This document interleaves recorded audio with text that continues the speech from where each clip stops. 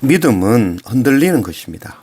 감당 못할 일을 당해 곧 죽을 것 같을 때 우리는 무서워 떨며 흔들리는 존재입니다. 이게 자연스러운 것이죠.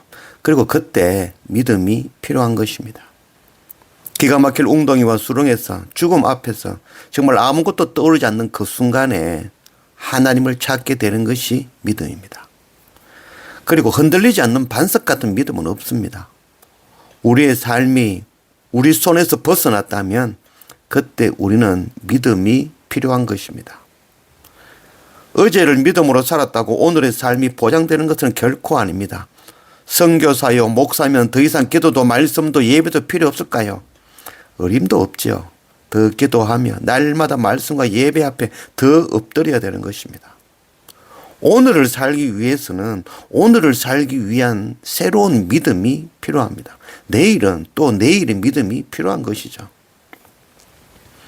우리가 날마다 흔들리지만 그럼에도 불구하고 날마다 말씀과 예배로 새로운 믿음으로 오늘을 살아가는 그런 우리가 되기를 원합니다.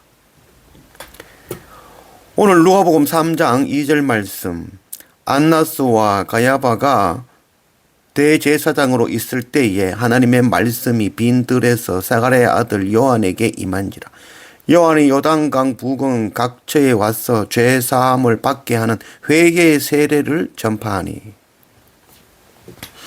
우리가 앞서 보았던 누가복음 1장 말씀은 성령으로 잉태하신 예수 그리스도, 2장 말씀은 성령으로 탄생하신 예수 그리스도, 오늘 3장은 성령으로 주님의 길을 예비하는 세례 요한과 예수님의 세례 받으심에 대한 말씀이죠. 이 성령의 인도하심, 이거는 이 요한복음을 이어서 기록된 사도행전의 전체적인 흐름이죠. 우리가 읽고 있는 이 누가복음은 이 모세의 율법, 선지자의 글, 시편의 모든 말씀, 구약의 모든 말씀이 바로 예수 그리스도의 오심과 십자가에서 죽으심과 다시 부활하심에 대한 그 기록임을 나타내는 것이죠. 또한 예수님께서 이 땅에서 가난한 자들, 비천한 들 그들을 위해서 오셨듯이 또한 우리 또한 그들을 위하여 선교와 구제하는 삶을 살아야 되는 것이죠. 그리고 이 성령께서 예수가 그리스도임을 증거하시고 성천하신 예수님은 우리에게 성령을 보내주시겠다고 약속하셨고 그 약속은 바로 이 누가복음에 이어서 사도행전의 첫 오순절 마가의 다락방에서 확인해 주신 것이죠. 우리는 그 성령을 따라 오늘 이 자리에 있는 것이죠. 16절 요한이 모든 사람에게 대답하여 이르되 나는 물로 너희에게 죄를 베풀거니와 나보다 능력이 많으신 이가 오시나니 나는 그의 신발끈을 풀기도 감당하지 못하겠노라. 그는 성령과 불로 너희에게 세례를 베풀 것이요. 이 성령과 불로, 세례 요한은 광야에서 물로 세례를 주었지만 이 물세례는 죄를 씻는 이 메타포, 진짜 세례는 바로 성령과 불로 우리의 죄를 씻으시는 바로 예수님의 그 십자가, 보혈의 세라는 것을 나타내주는 그런 메타포인 것이죠. 이사야 4장 4절 이는 주께서 심판하는 영과 소멸하는 영으로 시온의 딸들의 더러움을 씻기시며 예루살렘의 피를 그 중에서 청결하게 하실 때가 됨이라. 노아는 홍수를 통하여 세례를 받았고 모세는 태어나자마자 애굽의 그 나일강에서 세례를 받았죠. 또 이스라엘 백성들은 출애굽하면서 그 홍해에서 세례를 받았고 제사장들은 하나님께 나아가기 전에 그 성전의 물두멍과 논바다에서 날마다 깨끗함을 받는 세례함을 받는 것이죠. 또한 세례 요한은 요단에서 백성들에게 세례를 주었죠. 또 예수님은 십자가 보혈로 모든 믿는 자에게 세례를 주신 것입니다. 우리는 그 주님의 세례를 받은 자들인 것입니다.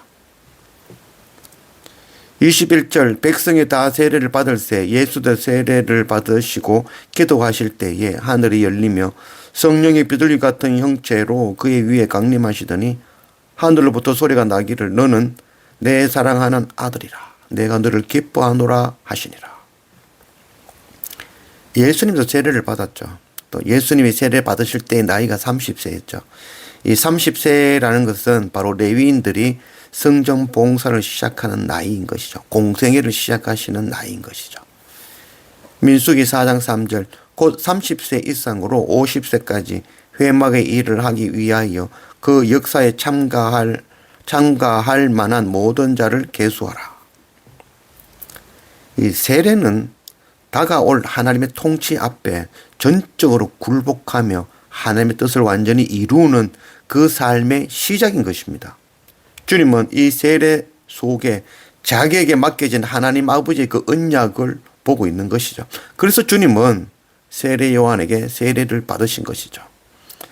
오늘 기록되지는 않았지만 우리가 이와 같이 하여 모든 의를 이루는 것이 합당하니라 하시니 예수님께서 세례 요한에게 하신 말씀이죠. 세례 받음을 통하여서 하나님의 의를 이루는 일인 것이죠. 사실 예수님은 세례가 필요치 않으신 분이죠. 그러나 모든 사람의 죄를 사하시기 위하여 사람의 대표로 세례를 받으시는 것이죠. 그리고 구약의 언약의 그 말씀을 온전히 이루시는 것입니다. 제가 살고 있는 이 튀르키예 이스탄불에는 바로 이 예수님에게 세례를 베푼 그 세례 요한의 오른쪽 손이 전시되어 있습니다. 기회가 되시면 여러분들 오셔서 이 세례 요한의 그 오른손, 예수님의 세례를 베푼 그 손을 보실 수 있는 그런 기회가 있으면 좋겠습니다. 23절 예수께서 가르치심을 시작하실 때에 30세쯤 되시니라. 사람들이 아는 대로 요셉의 아들이 요셉의 위로 헬리요. 그 위는 멜레아요. 그 위는 맨나요. 그 위는 마따다요. 그 위는 나단이요. 그 위는 다윗이요. 그 위는 야곱이요. 그 위는 이삭이요. 그 위는 아브라함이요. 그 위는 데라요. 그 위는 나홀이요. 그 위는 에노스요. 그 위는 셋이요. 그 위는 아담이요. 그 위는 하나님이시라. 제가 다 읽지는 않았지만 바로 예수님의 족보입니다. 이 마태복음에도 동일하게 예수님의 그 족보가 나오죠. 예수님의 족보를 믿음의 조상 아브라함으로부터 시작하여 하나님의 언약이 각 세대별로 어떻게 이루어졌는가의 관점으로 이렇게 쭉 거슬러 내려오면서 기록된 것이 마태복음의 족보이지만 오늘 이 누가복음의 족보는 요셉으로 시작하여서부터 거꾸로 아담까지 올라가는 그 77대를 거슬러 올라가며 기록되어져 있고 그 마지막에는 바로 하나님이시다라고 기록하고 있습니다. 이는 예수 그리스도의 오심이 유일하신 바로 하나님의 섭리에 의하여 이루어진 것이며 우리 모두가 바로 유일하신 하나님 아래 하나로 부르신 바로 예수님의 그 택함 받은 공동체임을 설명하고자 하는 그런 말씀인 것입니다. 그리고 이 마태복음의 족보는 다윗 다음 솔로몬으로 이어지지만 이 누가복음의 족보는 다윗의 대가 밧세바가 낳은 셋째 아들 나단으로 이어지고 있습니다. 이는 다른 족보가 아니라 이 마태복음은 예수님의 그 아버지 요셉의 족보라면은 이 누가복음은 예수님의 어머니 마리아의 족보라라고 성경학자들은 말하고 있습니다. 이렇게 예수님은 말씀의 언약대로 다윗의 자손이자 이 여인의 후손으로 이 땅에 오신 것이죠. 그리고 오늘 마지막 말씀에 보면 그 위는 하나님이시라.